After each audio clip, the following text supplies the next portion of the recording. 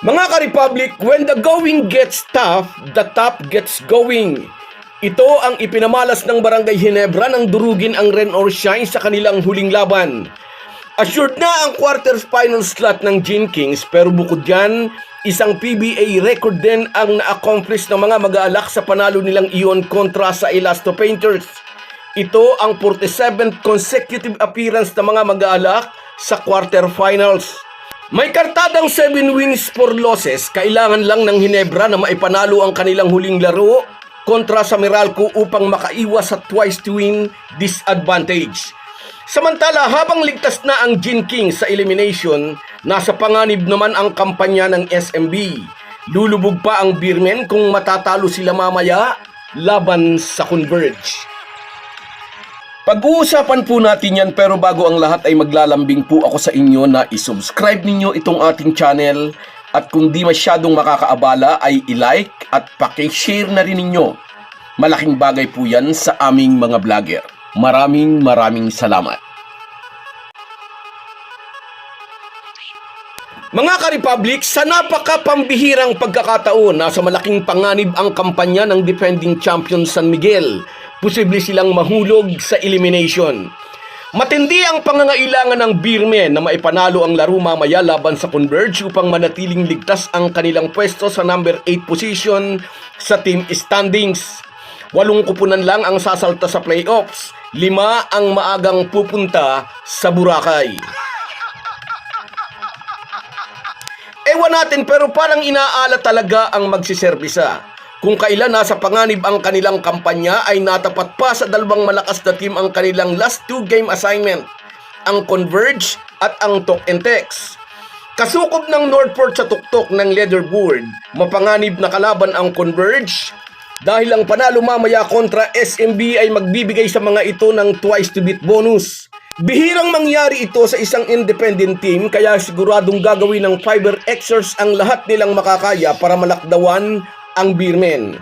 Sa sagupa ng SMB at Converge mamaya magkakatapat ang dalawang MVP, si 8-time PBA MVP Junmar Fajardo at 2-time MPBL MVP Justin Baltasar. From the start of the conference ay struggle na ang SMB, samantalang pahusay pa ng pahusay ang Converge sa pagdating ni na Jordan Heading at Justin Baltasar. Maraming beses nang naipakita ni Jordan Heading kaya niyang tulungan ang kanyang team. Nag-struggle naman si Justin Baltasar sa kanyang naunang mga laro sa Converge, ngunit ngayon nakapag-adjust na ang MPBL 2-time MVP at isa na siya ngayon sa matibay na poste ng Converge sa ilalim. At mamaya nga, unang pagkakataon na magkakatapat sina Balti at ang The Kraken. Magiging ready lang ako, sabi ni Balti. Alam daw niya kung gaano kadominante si Junmar sa ilalim. Nagtala si Baltasar ng double-double of 20 points and 10 rebounds plus 3 steals and 2 blocks nang talunin nila ang Blackwater sa kanilang huling laro. Kung ano raw ang game plan, pagtatrabahuhan nila. Magiging mahirap na kalaban ang Converge para sa SMB dahil pwede ring dumipensa kay Junmar ang import na si Chic Diallo. Halos sinlaki ito ni Junmar, 6'8", at dominante sa pintura.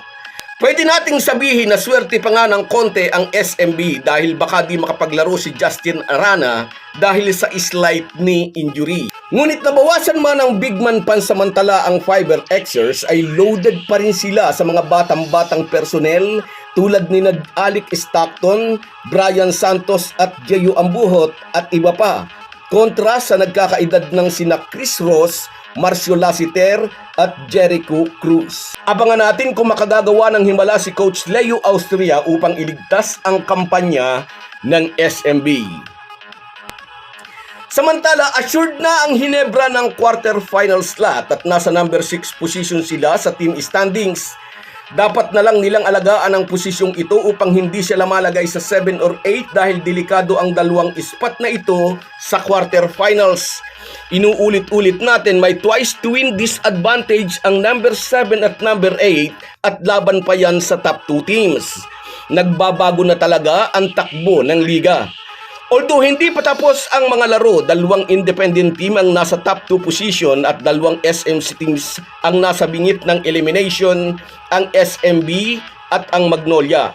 Natakasan ng Ginebra ang panganib na ito nang talunin nila ang Rain or Shine, kaya nakaakyat sila sa number 6. Anuman ang mangyari, assured na ang kanilang pwesto sa quarterfinals.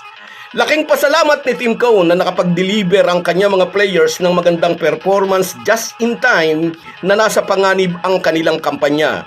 Dahil kung natalo sila sa Rain or Shine, mahuhulog ang Ginebra sa lower half ng top 8 at dalawang sister team nila ang makakaagawan nila para sa huling ticket sa playoffs. Hindi lang ticket sa playoffs ang naibulsa ng Gin Kings sa panalong iyon laban sa ROS. Nakagawa rin ng PBA record ang Gin Kings, 47th consecutive conference na nakasalta sila sa playoffs.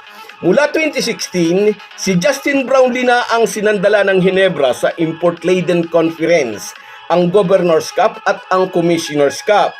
Nabigyan na niya ng 6 na championship ang Gin Kings, ngunit nabigo silang masungkit ang kampyonato sa dalawang magkasunod na Governor's Cup. Dalawang sunod silang binigo ng Talk and Text. Sa kabila nito, nag-stick si Coach Tim Cone sa Gilas naturalized player bilang import ngayong Commissioner's Cup na allowed kahit 7-footer na reinforcement. Nasa quarterfinals na sila ngayon at tingnan natin kung makakasalta sila sa semis. Mababaliwala ang record na 47 consecutive playoffs appearance ng Ginebra kung di sila makakadiretso sa semis, pagkuway ang pagsalta sa finals. At kung papalaring makaabot sa finals, malapit-lapit na sa redemption na hinahangad ng mga mag-aalak. So guys, yan lang muna. Hanggang sa muli. Kung wala po kayong mga viewers namin ay walang magtatagumpay na vlogger. Kaya salamat po sa inyong panunood. Shoutout sa iyo Rosemary Juan at sa iyo Via. Happy watching sa inyong maglola. Salamat sa suporta. Lagi kayong nariyan. Sa iyo rin Lucia Burata. Congrats sa team natin. Shoutout sa iyo at sa iyo rin Rubin Dulor, kabayan mula dyan sa Buwan, Batangas. Shout out sa iyo kabayan. Sa iyo rin Mercedes Espeleta. Great job sabi niya. Congratulations. Shout out sa iyo. Cecilia Gibara. Yes. Team effort. Yes. Sa iyo rin Alfredo Cristobal. Salamat sa barangay, nanalo raw siya ng alak. Sana all. Juancho Laurito. Shout out sa iyo idol. At sa iyo rin Mike Angelo Maravilla, ang sarap ng tulog nating lahat. At sa iyo rin shout out Rakista Medina mula naman dyan sa Alcobar, Saudi Arabia. At sa iyo rin Enrico de Guzman mula dyan sa Belgium. Salamat sa inyong lahat. Kahit gaano po tayo kabisi ay huwag po nating kalimutan ang ating buhay espiritual.